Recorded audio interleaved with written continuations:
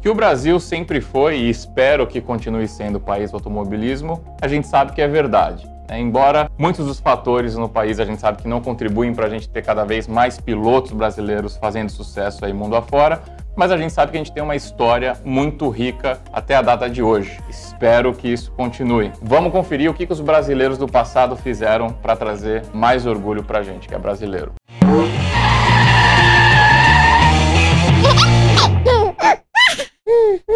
Vamos começar com algumas estatísticas básicas, coisas que com certeza você que está assistindo o vídeo aqui é amante de automobilismo vai saber. E aí a gente vai entrando um pouquinho mais em coisas mais nebulosas, curiosidades que talvez você não saiba. Obviamente, vamos lá, a gente tem 3 pilotos campeões mundiais na Fórmula 1. A gente tem Emerson Fittipaldi, 72 e 74. A gente tem Nelson Piquet em 81, 83 e 87, 3 títulos. Ayrton Senna em 88, 90 e 91. Ou seja, 2 tricampeões e 1 bicampeão. E, obviamente, esses 3 são os mais famosos, são aqueles que todo mundo conhece, especialmente pessoas que não são tão assíduas, não são tão amantes do automobilismo, como é o meu caso. Geralmente, você fala esses 3 nomes, todo mundo lembra, conhece ou já ouviu falar, certo? Mas vamos entrar em algumas estatísticas interessantes.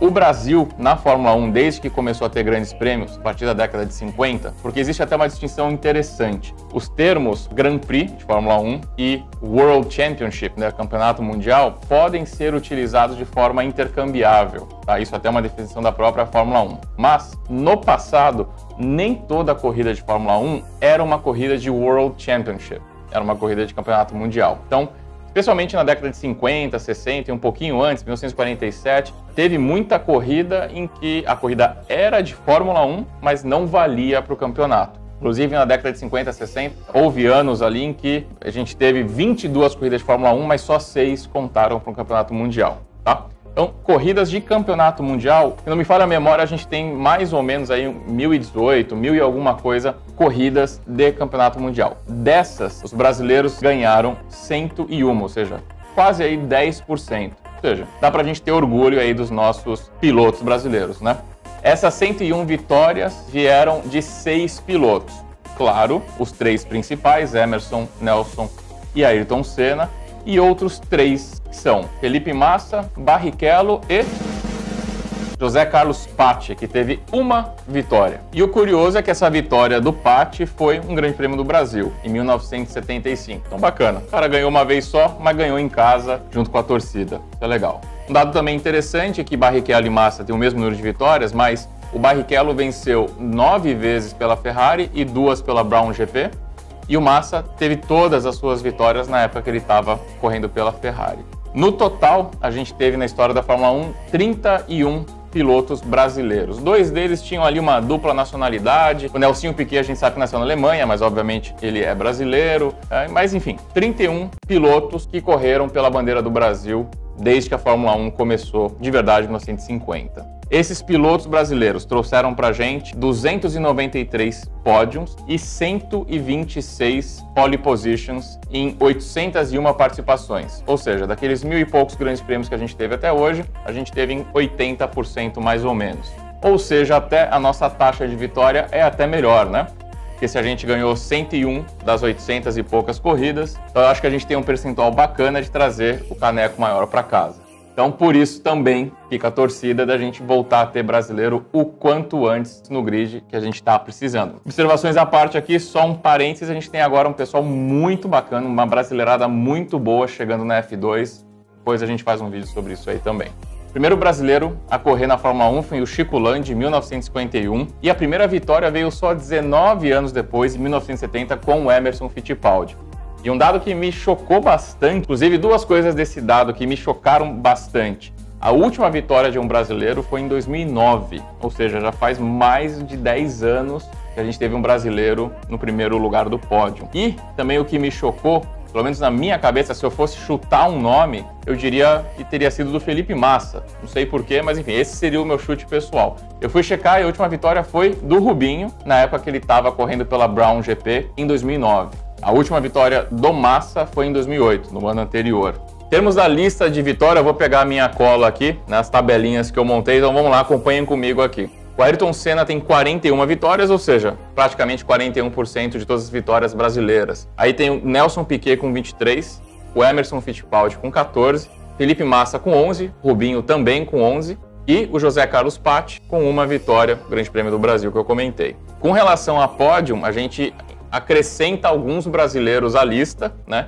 A gente tem o Ayrton Senna com 80 pódios, a gente tem o Rubinho com 68, Nelson Piquet com 60, o Massa com 31, o Emerson Fittipaldi com 35 e o Patti com 6. Ou seja, daqueles 6 que tinham vitória, estão aí também no pódio, óbvio.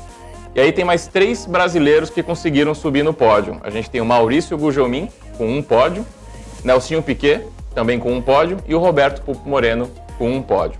No total de 293.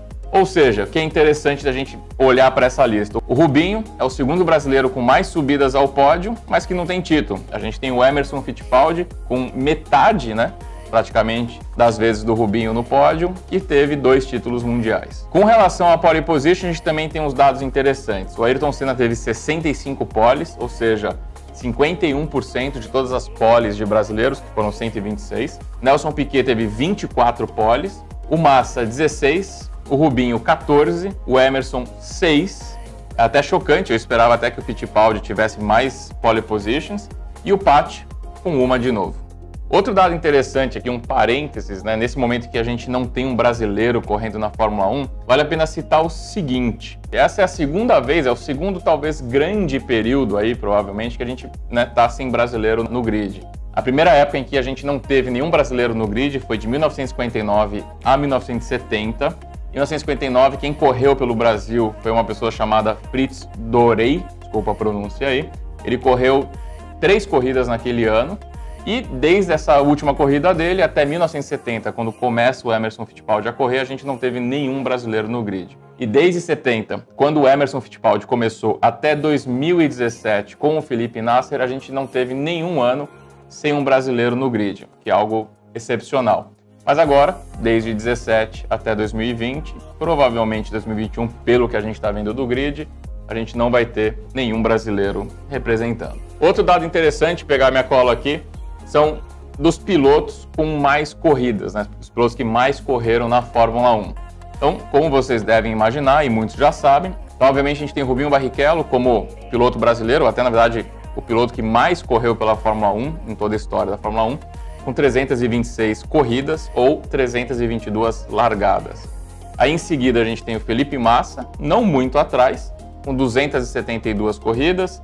Depois Nelson Piquet, 207. Ayrton Senna, infelizmente, com só 162 corridas.